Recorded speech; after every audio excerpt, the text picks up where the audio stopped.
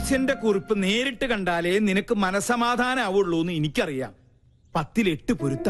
എത്ര കാത്തിരുന്ന അവൾക്ക് ഇങ്ങനെ ഒരു യോഗം ഒത്തുകിട്ടിയത്. നമ്മളെക്കാളും സന്തോഷത്തിലാണ് അവന്റെ വീട്ടുകാര്. നമ്മുടെ തറവാട്ടില് പന്തലിട്ട് കേമുമായിട്ട് തന്നെ നടത്തണം. എന്റെ ഒരു ആഗ്രഹ. തീയതി പെട്ടെന്ന് നിശ്ചയിച്ച പോയി വിളിക്കാനും എഴുത്തയക്കാനും ഒക്കെ ഒരു സൗകര്യമായിരുന്നു. പിന്നെ അറിയിച്ചില്ല, നേരാമണ്ണം വിളിച്ചില്ല എന്ന പരാതി ആരുടെ ഭാഗത്തുനിന്നും ഉണ്ടാവാൻ പാടില്ല. സത്യം പറയാലോ, ഇപ്പോഴാ ഞാൻ നിന്നിലൊരു അമ്മയെ കാണുന്നത്. ഈ ഒരു മുഹൂർത്തത്തിന് വേണ്ടി അത്രയ്ക്കേറെ ഞാൻ പ്രാർത്ഥിച്ചിട്ടുണ്ട്. ഇനി എല്ലാം ഈശ്വരന്മാര് കാത്തോളൂ.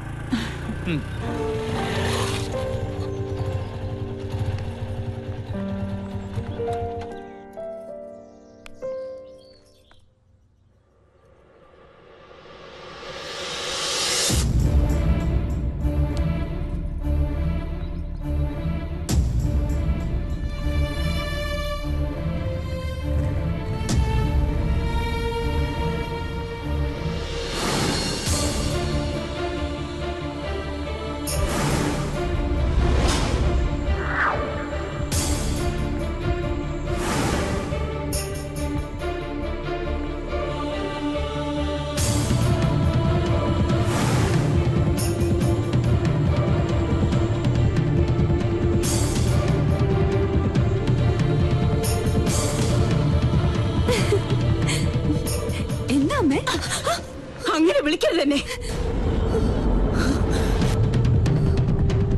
ഒരിക്കൽ നിന്റെ അമ്മയായിട്ട് എന്റെ ജീവിതം തകർത്തു. ഇപ്പൊ നീയായിട്ട് എന്റെ മോളുടെ ജീവിതം തകർക്കരുത്. യാചിക്കുകയാണ്. എന്റെ മോളുടെ ജീവിതം നീയായിട്ട് ഇല്ലാതാക്കരുത്. എന്റെ ഗതി എന്റെ മോൾക്ക് വരുത്തരുത്. എന്താ പറഞ്ഞേ? അപ്പൊ ഞാൻ ആരാ? എനിക്കറിയണം. ആരാ ഞാൻ? പറയാ. അമ്മയുടെ മോളല്ലെങ്കിൽ പിന്നെ ഞാൻ ആരാ? എനിക്ക് അറിയാൻ പറ്റുള്ളൂ.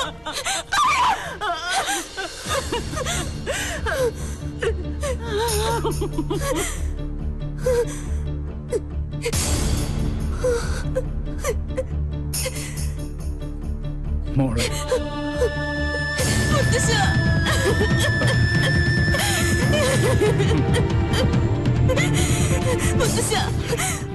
കുടുംബത്തിൽ ഞാൻ ആരാ? അവള് പറഞ്ഞു സത്യ, നീ അവളുടെ മോളല്ല.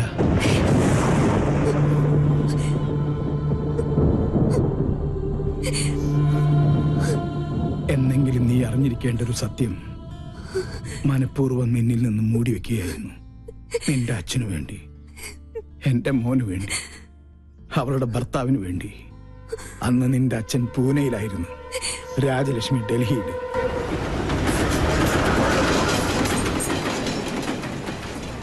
പൂജമോൾക്ക് 1 വയസ്സ് പ്രായം.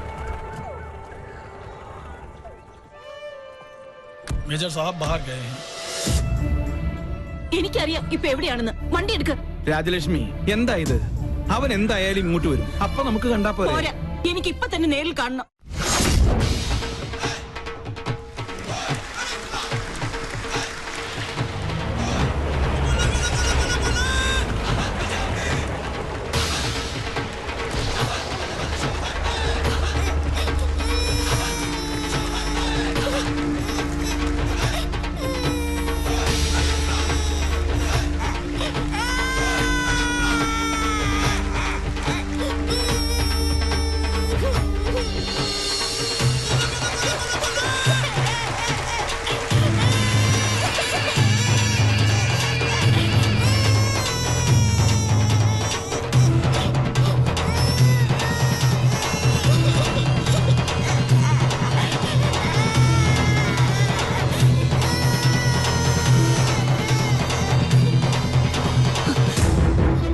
അതുകൊണ്ട് പലതും കേട്ടു.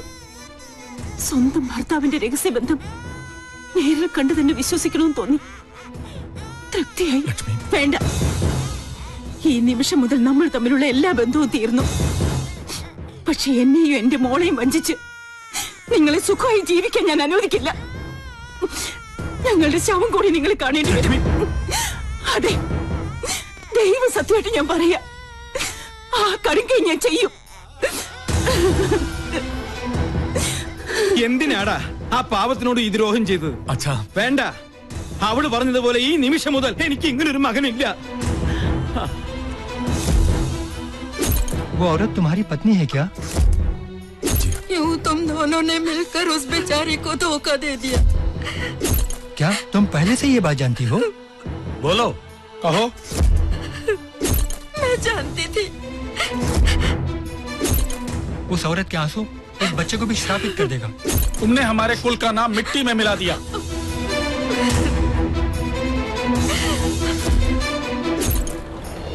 അന്ന് രാത്രിയാണ് ആ ദുരന്ത വാർത്ത ഞങ്ങൾ അറിഞ്ഞത്.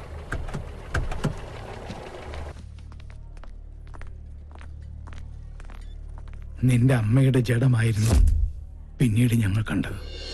ചെയ്ത തെറ്റിന്റെ ശിക്ഷ ഇരുവരും സ്വയം ഏറ്റെടുത്തു.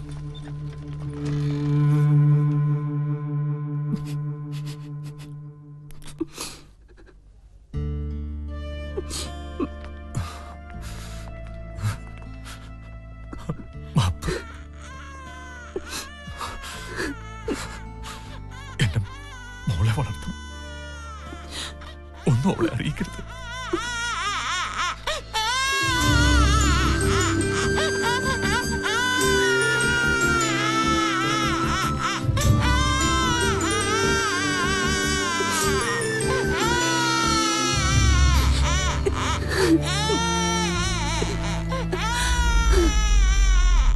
അന്ന് നെഞ്ചിലേറ്റിയതാ അവൾ നിന്നെ.